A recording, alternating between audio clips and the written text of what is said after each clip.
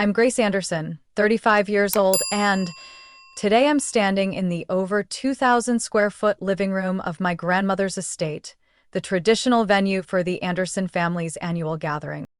The ceilings soar high above with glittering crystal chandeliers. The walnut floors gleam like mirrors, and the air is thick with expensive perfume. A silent reminder: welcome to a world where money does all the talking. I'm wearing a gray wool turtleneck dress I bought during last winter's clearance sale. My hair is in a low bun, flats on my feet. No designer bags, no diamonds. Meanwhile, my cousins, Alyssa, Madison, Claire, and Brianna, look like they've stepped straight out of a fashion magazine. Dior dresses, Chanel bags, Rolex watches, and fake smiles polished with $300 lipstick. I hear the murmurs swirling above wine glasses as I walk into the foyer. Oh my God, is Grace still driving that 10-year-old Subaru? Heard she's still renting, in the suburbs, near a gas station no less. Yeah, poor thing always looks painfully frugal. I don't react. I simply nod politely, walking past them to the check-in table, where a housekeeper in a black and white uniform offers a soft smile and hands me a name tag reading Grace A., with the smaller print, New York Financial Consultant. My family has always been this way, faster to judge than to blink. If you don't wear a diamond the size of a nickel or own a private yacht, you're automatically labeled a failure in their high society scoreboard. It used to hurt, not anymore, because I know something they don't. I've walked into this house many times before, like when I was a 15-year-old girl who had just lost both parents in a highway accident in Maine. It was Grandma Margaret who brought me here, gave me a roof, and was the only one who never once called me a charity case. But she passed away 8 years ago. Since then, the patriarchal role shifted to Uncle Charles, a silver-haired man in pricey suits with a heart as cold as a wine cellar. Under his wing are 3 sons and 2 daughters, all born with golf club memberships, million-dollar investment accounts, and a condescending glance permanently reserved for me. I walk into the grand dining hall, where everyone is gathered around a long oak table set like a diplomatic banquet. Crystal glasses, scented candles, and napkins folded into swans. Naturally, the conversation centers on ski trips in Switzerland, fundraising galas in the Hamptons, and real estate ventures worth tens of millions in Miami. Grace, you're still doing… what was it again? Alyssa tilts her head, her eyes glimmering with fake interest. Independent financial consulting, I reply calmly. I work on private projects. A brief pause, then laughter bursts from Claire's direction. Oh, freelancer, that's cute. Flexible hours? And tight budgets, she says, raising her wine glass. I've hired freelancers too, Madison adds, for last year's social media campaign, paid through PayPal, so convenient. I smile. I've grown used to sugar-coated stabs. No one here knows that inside my plain leather bag today is a property contract worth more than they can fathom. And tomorrow, if everything goes as planned, none of them will dare call me the poor one ever again. I'll never forget the night I was 15. The night a single phone call shattered the last light left in my world. My parents died in a car accident, driving back from a weekend trip in Vermont. A truck lost control on an icy road and took them in seconds. I had stayed home that weekend to study for midterms, clutching the ringing phone in frozen silence beside the winter-chilled window. The next day, I was brought to live with Grandma Margaret, already in her 70s but with eyes that still sparkled and a voice that commanded every room.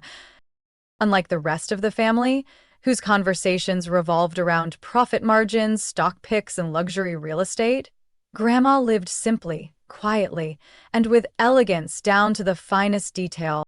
From the very beginning, she didn't offer cookie-cutter condolences or hollow comfort. Instead, she handed me a worn leather notebook and said, "They'll think you're weak, lost, and dependent.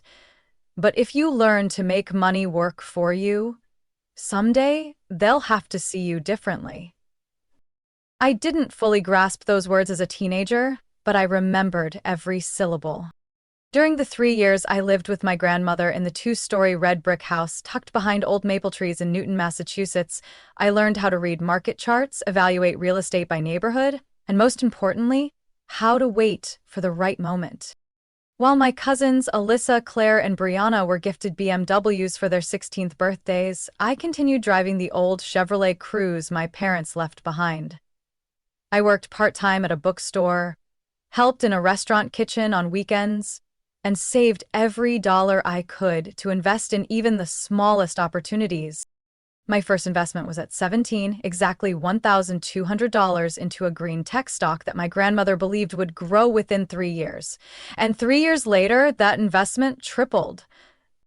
I didn't use that money to buy handbags or vacation in Cancun. I used it as a down payment on a modest apartment in a developing area in the South Bronx. At the time, people thought I was crazy. What's in the Bronx besides construction sites, warehouses, and graffiti-covered streets? But my grandmother just smiled softly and said, "You're not buying the present, you're buying the future. Everyone loves blooming flowers, but few are willing to plant the seeds." 4 years later, after a new metro line and a charter school were built in the area, property prices doubled. I sold that apartment, bought 2 units in Queens, and quietly reinvested. No flash, no noise. Meanwhile, my relatives hosted cocktail parties in the Hamptons, strutted through Paris Fashion Week, and posted Nobu dinner selfies with captions like they'd just achieved something remarkable. I didn't hate them. I was just different. My grandmother passed away when I was 26.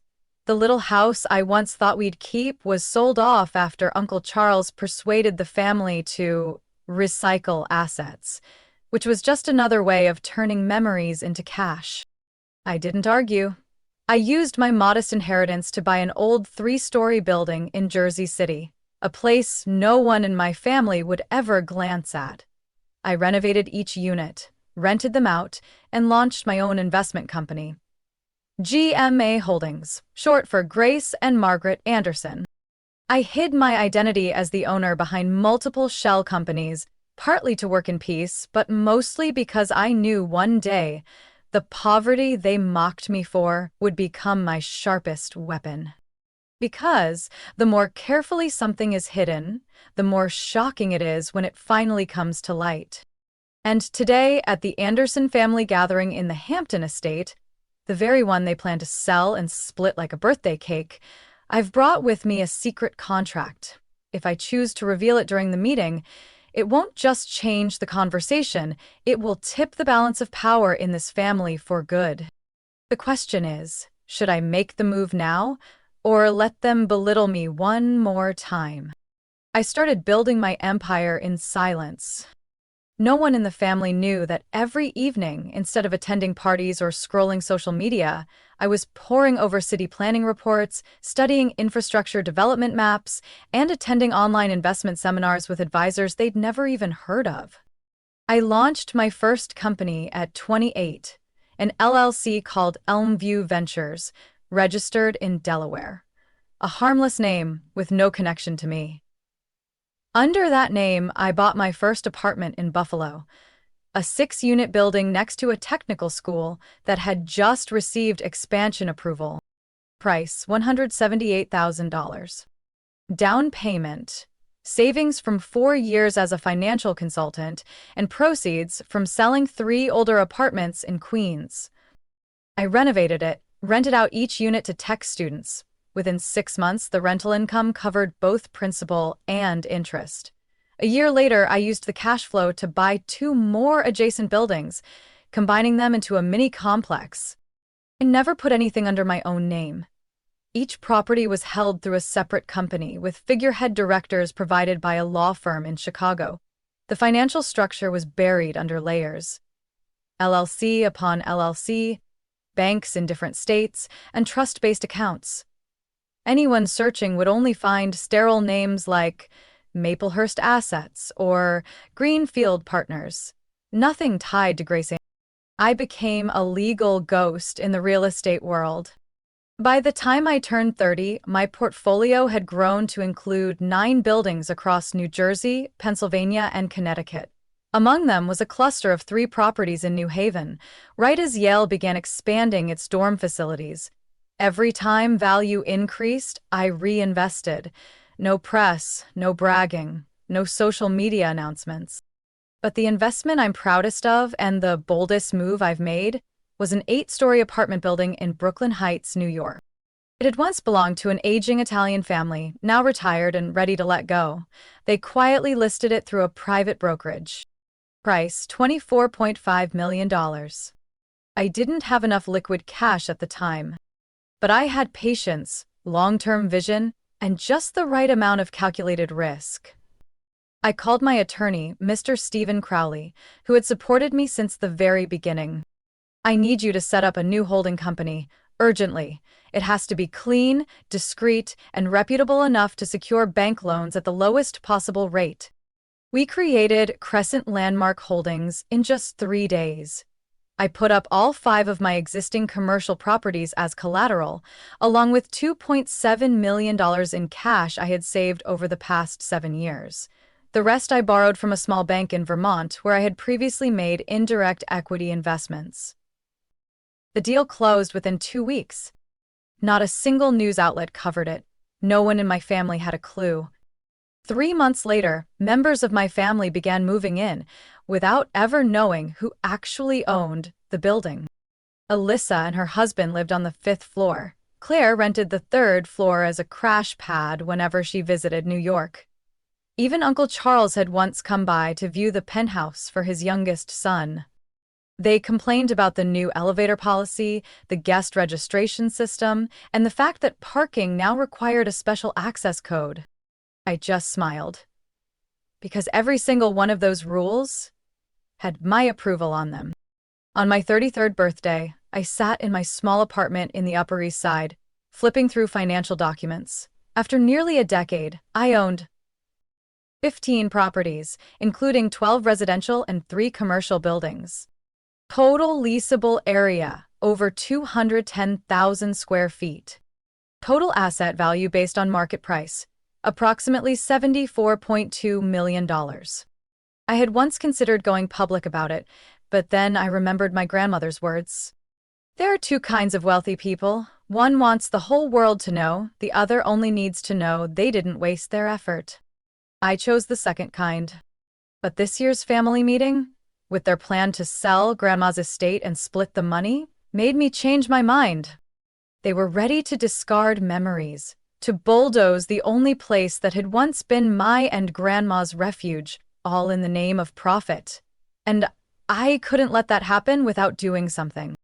So I had prepared every document proving my assets, along with the share transfer agreements for Bennett Realty, which I had quietly bought from 3 discreet stakeholders within the family, a move Uncle Charles would never see coming. Tomorrow, if necessary, I would unzip that brown leather briefcase, place it in the middle of the table, and end, once and for all, the label of the poor relative they had assigned to me for so many years. The next morning, the family meeting officially began at 9 a.m. in the mansion's luxurious conference room, formerly my grandmother's library, now converted by Uncle Charles into the Anderson Family Asset Coordination Room. I arrived early, carrying the brown leather briefcase I had prepared, placing it quietly on a corner of the table. No one noticed. They were too busy chatting about the Texas real estate market, the latest surge in AI stocks, and some limited edition watch sold only in Switzerland. As always, I was invisible. Claire walked by, holding a foamy latte, eyeing me from head to toe. Grace, I thought you didn't attend these meetings anymore. Still driving that old Toyota? Yep, still runs fine, I replied calmly. Elisa chimed in, smiling with her mouth but not her eyes. You should check out the investing app we're using. Super simple and convenient, might help you finally move out of that tiny apartment. I just nodded. They thought I was enduring. They didn't realize I was watching. The meeting opened with Uncle Charles presenting. He stood tall, his voice steady like a CEO addressing a boardroom, not a family gathering. As you all know, the Anderson family assets are spread across 8 states, primarily in real estate and investment funds. This year, we'll discuss the proposal to sell the estate to fund a high-rise commercial project in Miami. A projector screen lit up. The Anderson Legacy Tower, a sleek glass skyscraper, cold and sterile with no trace of Grandma Margaret's warmth. When he moved on to shareholding ratios, I saw that I only held 2% voting rights, while Alyssa held 15%, Claire 12%, and Uncle Charles 35%. All based on current investment contributions. No one accounted for heart, only numbers. And then, as a final sting, Uncle Charles cleared his throat and spoke in a tone of concerned sincerity. Additionally, I'd like to propose a new item, the Internal Support Fund, for members facing financial difficulties or lacking sustainable income. The entire room went silent for half a second, then all eyes turned toward me, as if it was the obvious conclusion. Aunt Martha, Uncle Charles's second wife, suddenly smiled brightly, as if she were talking about charity. Dear Grace, don't feel embarrassed.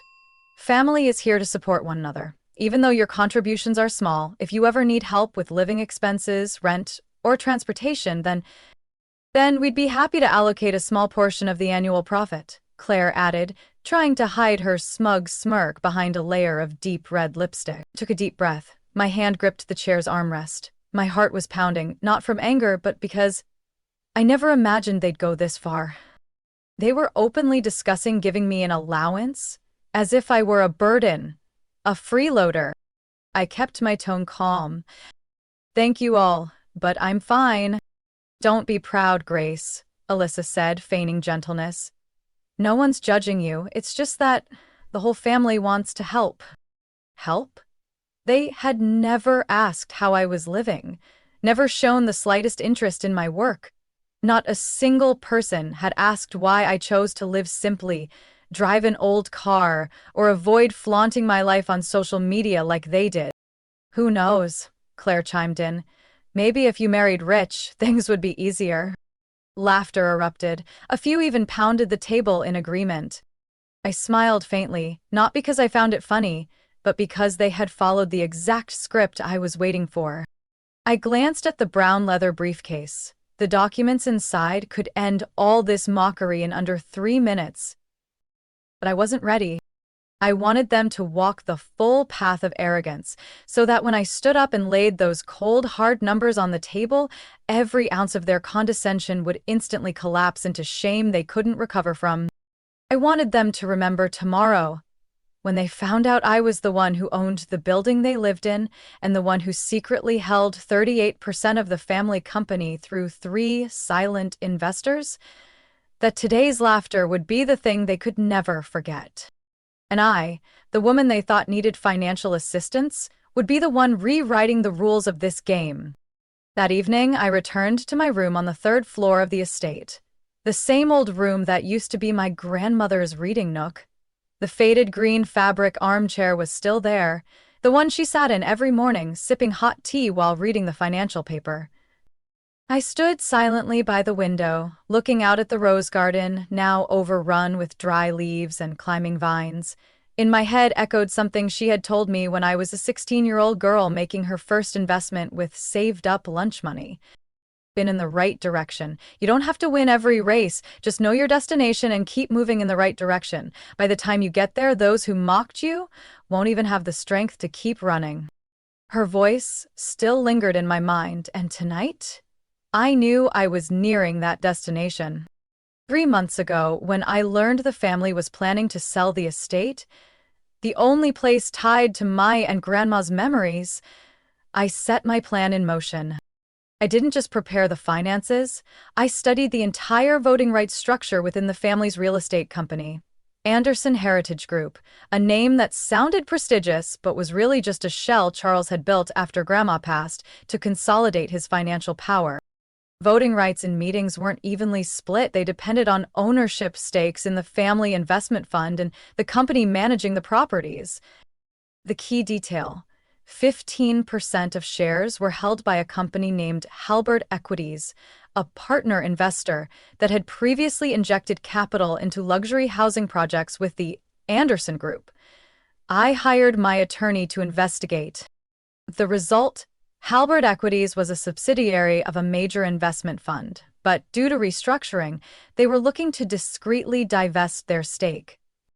I saw this as the only opportunity to take back control from inside the system. I formed a new legal entity named Margaret Evergreen Trust, a name I chose to honor Grandma and ensure no one in the family could trace it back to me. I shared this plan with only one person, Mr. Stephen Crowley, my personal attorney of 8 years, who understood that silence was our greatest strategy. We used a web of shell companies registered in Delaware, creating a 3-layered ownership structure. Through Margaret Evergreen Trust, I purchased the entire 15% stake from Halberd Equities, paying in full with liquid capital routed through a trust account in California. And that was just the first step. The next step was acquiring the smaller ownership stakes from 2 of my distant cousins, Evan and Daniel, who had once invested in the family company but had since retired to Florida and lost interest in the power games of the Anderson clan. A flight to Tampa, a light lunch at a waterfront restaurant, and a discreet agreement. And I gained another 8% stake, raising my total voting power to 23%. The final and boldest move came from acquiring the remaining 12% stake from none other than the company's chief financial officer, a man named Marcus Lee, who had long-standing conflicts with Uncle Charles over a failed deal in Arizona. Marcus wanted out but didn't want to sell back to Charles. I simply offered the right number and a promise of confidentiality. The deal closed in 2 weeks. When it was all done, I held 35% of the voting rights in the company. Not a majority, but enough to block any major decision, especially the sale of the family estate. I could have stood up and announced it during today's meeting, but I wanted to wait until tomorrow when they were about to sign the sale agreement with the real estate developer, so that at the very moment they believed they had won, I could play my final card. I had asked Mr. Crawley to prepare the updated ownership disclosure documents, along with an authorization letter that would take effect the moment I made it public. Additionally, all my shares had already been transferred into the Margaret Evergreen Trust, an untouchable trust that would continue to exist even after I was gone. Grandma once told me, "Keep a cool head, a steady heart, and clean hands. The strongest person doesn't need to roar, they only need to stay standing when everyone else begins to tremble." And tomorrow morning, when the first sunlight pours through the windows of the conference room, I will walk in, calm, confident, and ready to flip the board on the very game they thought they were winning. The next morning, I woke up earlier than usual. I chose a simple graphite-colored suit, cleanly tailored, with an olive green silk scarf, Grandma's favorite color. Before leaving the room, I put on the small white pearl earrings she had given me when I graduated college. Nothing flashy, but every detail meant something.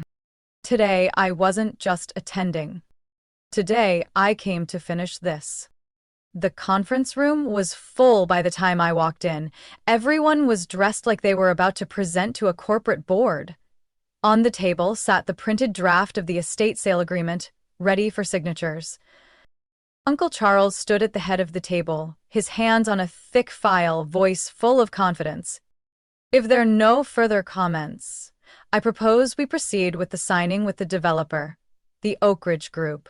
They've agreed to raise the offer to $39.5 million and guarantee to keep the Anderson family name across the development."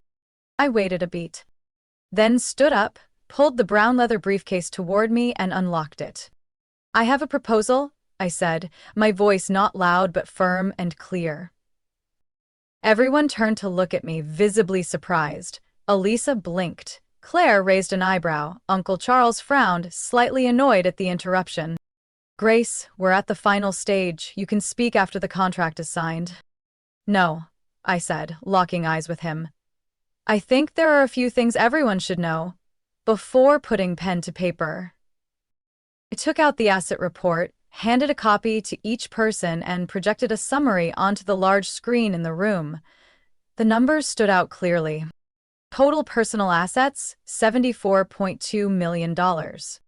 Ownership portfolio, 15 properties, 3 subsidiaries, 1 trust.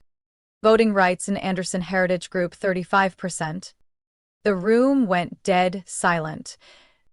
"What is this?" Brad stammered, his voice noticeably higher. Is this real?" "I don't play games with numbers," I replied. "Everything has been independently audited and taxed legally." "No way," Claire whispered, flipping through the pages. You still drive that old Toyota? Live in that tiny apartment?" "Because I choose to," I said gently. "I invest instead of spending. And you all, sorry, confused flashiness with substance." I paused, then took out the next set of documents. The paperwork proving that I was the current owner of the apartment building in Brooklyn Heights, where Claire, Alyssa, and several other relatives were renting units.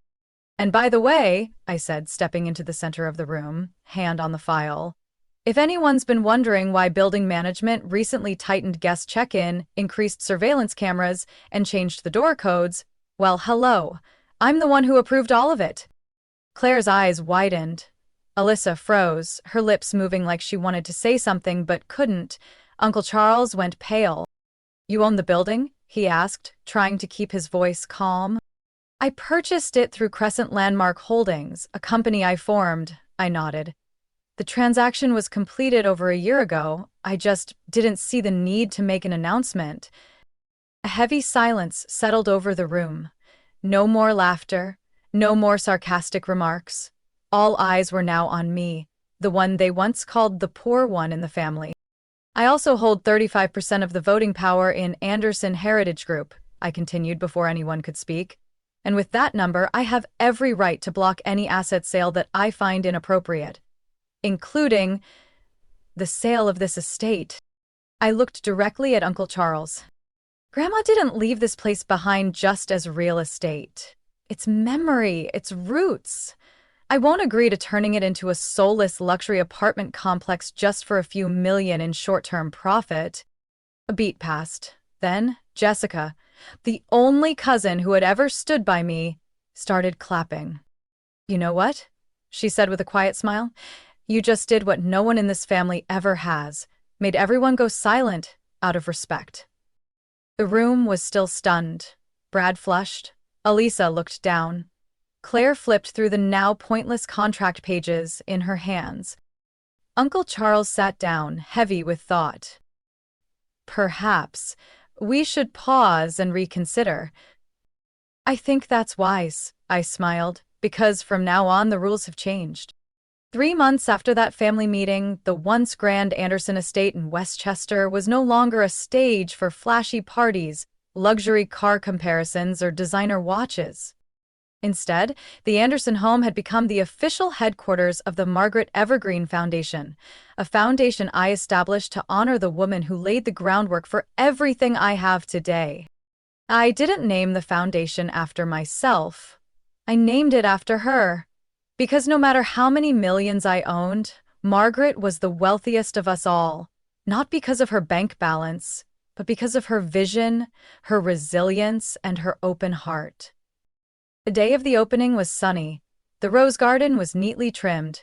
White wooden tables held stacks of books, class schedules for free personal finance workshops, and simple family budgeting models for high schoolers and single mothers, people often overlooked by society. I stood at the estate's gate, holding the red ribbon scissors, with Jessica and Mr. Crowley beside me. No Bentley lineup, no tabloid reporters. Just eager students signing up.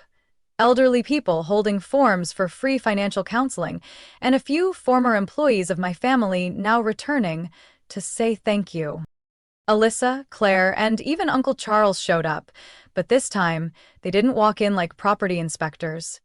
They kept a respectful distance, nodded politely. No apologies, but I didn't need any. Because I didn't do this to win. I did it to close the chapter the right way. In the 3 months since, I've restructured my entire portfolio, moved most of my assets into trusts and community-based projects. I kept just enough to live comfortably, not extravagantly, not lacking. I still drive my old Toyota. I still live in the two-bedroom apartment in the Upper East Side, where the building owner, also me, charges fair market rent like for everyone else. I don't need a penthouse to feel successful. I don't need champagne events to feel valued. Because now I know wealth isn't about how much you have, it's about knowing what's enough for you. One Thursday afternoon, after a Budgeting 101 for college freshman class wrapped up, I walked out to the back garden and sat on the white wooden bench where Grandma used to sit and read. Martha, my family's former housekeeper, now head of foundation operations, brought out 2 cups of herbal tea. She sat next to me, sunlight catching the silver in her hair. "She would be so proud of you," Martha said, not looking at me, just at the blooming flowers. I tightened my grip around the teacup. "I hope she knows. I never forgot what she taught me." "No need to hope," Martha smiled. "I believe Margaret knows. You're the only one in this family who understands that true wealth isn't in a bank account. It's in how we choose to use it. My story isn't meant to inspire through numbers. No one needs to know how many millions I have. If there's one thing I want to leave behind, it's this. Don't let others' opinions write your story. Don't think you're less because you don't have luxury cars, big houses, or expensive watches. Live slowly, think deeply, and stay true to your values. Because one day, those who look down on you will go quiet, not because you struck back, but because you went farther than they ever imagined. Now, I choose to use my wealth not to impress, but to uplift. And that, to me, is the success I've always been after. As I left the estate that evening, I walked past the newly installed sign at the front gate. Margaret Evergreen Foundation, Finance, Wisdom, Humanity. I smiled, got in my car, and started the engine. The sound of that old Toyota was no different than any other day. But inside, something had shifted. No more resentment, no more desire to prove anything. Only peace. The peace of someone who chose to live true to herself and no longer needed anyone's approval. What do you think about how Grace chose to face disdain and quietly turn the tables? Share your thoughts in the comments below, and don't forget to follow the channel for more powerful family stories like this one.